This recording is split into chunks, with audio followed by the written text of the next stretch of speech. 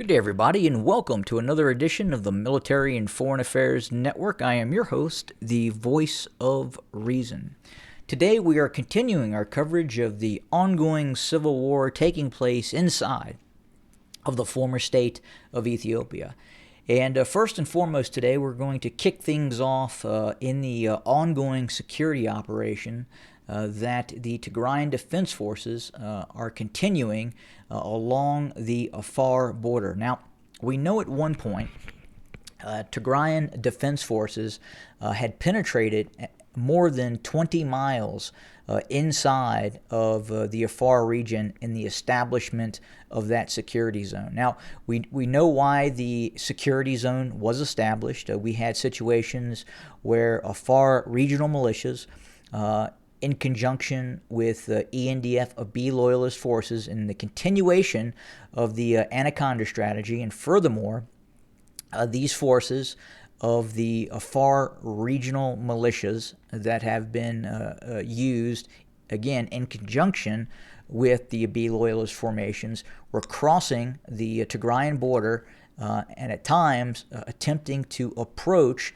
the areas near Mekelle, and at the same time these forces had been utilized, these Afar regional forces were utilized to call in airstrikes on TDF formations that were based near and to the east of Mekelle, and that's why we have seen this security operation that was launched by the TDF to establish this buffer zone that the TDF has in fact established. Now, under the conditions of some of these back-channel negotiations to alleviate this Anaconda strategy, and more specifically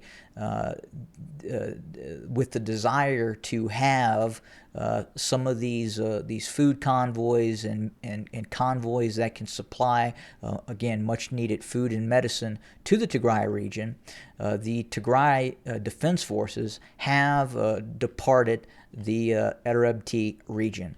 This is the area in question where it was one of the maximum extent of the Tigray Defense Forces penetration into the Afar region. In this area, it obviously is not very flat. There are key terrain features that the Tigrayan Defense Forces have maintained control over. These areas, again, not being flat, provided the Tigrayan Defense Forces with a strategic initiative in terms of having the ability to defend this area from continued either ENDF or Afar regional militia activity in said security zone.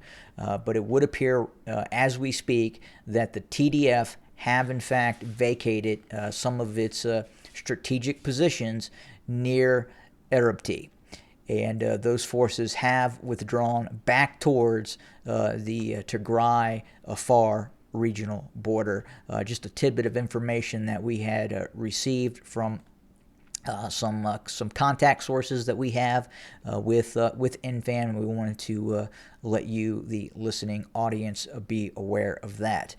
Furthermore, we are continuing to see the Oromo Liberation Army continue to operate both to the west of Addis Ababa and further towards the south in southern Oromia near the shared Kenyan Oromia border to the south.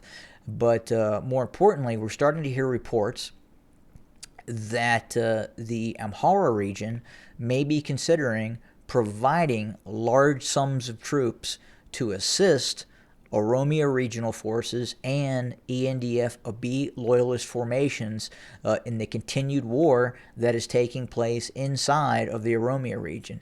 And specifically, recent setbacks by ENDF, by B loyalist formations, specifically near Ambo and Guder. And we have seen a multitude of setbacks in this high-intensity insurgency operation by the Oromo Liberation Army that actually has elements of now conventional warfare operations, especially west of Addis Ababa, in areas such as along the A5 highway, A4 highway, and the B41, which connects A4 with A5. But this area west of Addis Ababa, we are continuing to see very, very heavy fighting taking place with continued inroads by the Oromo Liberation Army. And that is what's created this environment now where we may see continued efforts by Amhara regional forces crossing over from the Amhara region into Oromia proper to conduct operations against the Oromo Liberation Army. We also know that the Eritrean military is also being used in the Amhara region, both in efforts to train and support the Amhara regional forces. And one of the main causes of that is because of the losses that the ENDF and the Abiy loyalist formations suffered in the ensuing counter-invasion by the Tigrayan Defense Forces deep into the Amhara region. And as we know, the TDF had at one point approached Debre Burhan and were in fact threatening Addis Ababa. In the ensuing wars and battles that took place when the TDF crossed down, seized control of Sokoto, Weldia, Mersa, Desse, and other areas such as Kambalcha, and again the ensuing fighting that took place, the Abiy loyalist formations have suffered great catastrophic losses in those ensuing engagements, and which has led to the current situation where the Oromo Liberation Army is making very strong headway, especially west, as I just talked about, of Addis Ababa, which is now we're seeing that requirement for Amhara regional forces to start to be introduced into this continued fighting between the OLA and the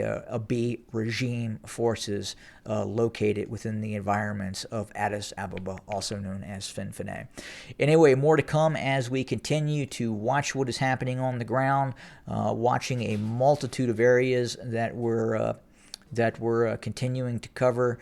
Furthermore, we're looking to conduct a video on the order of battle of the Tigrayan Defense Forces to give you, the viewer, a much more insightful view of the Tigrayan Defense Forces and the order of battle and the force construct of those forces that have been mobilized over the course of the year.